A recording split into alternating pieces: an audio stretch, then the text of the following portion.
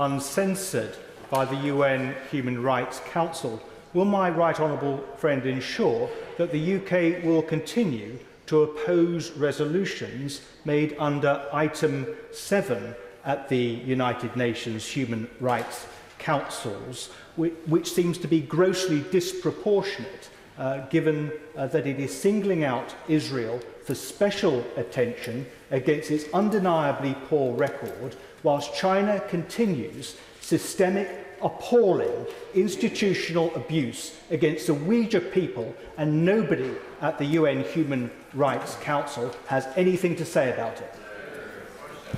Can I thank my honourable friend, and of course, as I remember well his time as a minister, what a champion of human rights he was. The approach we'll take is to hold the countries to account and the governments to account for the worst human rights abuses, and so far as we possibly can, and he will remember from his time dealing with the United Nations, mitigate and avoid the politicisation of those by governments and others who wish to subvert human rights more generally.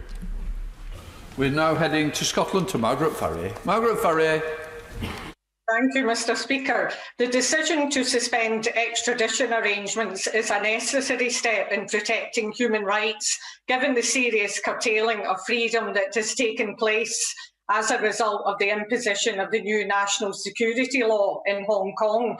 Can the Foreign Secretary update the House on the FCO's recent engagement with civil society organisations in Hong Kong, and what steps he will take under the Global Human Rights Sanctions Regulations 2020 to designate sanctions against officials responsible for human rights violations in both Hong Kong and China?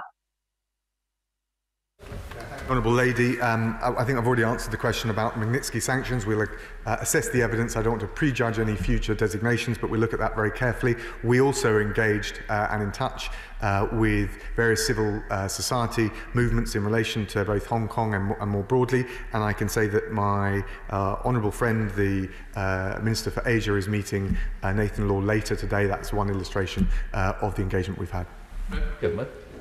Thank you. By taking this welcome step to suspend extradition to Hong Kong, we're saying very, very clearly that we have very little confidence in the judicial processes of China.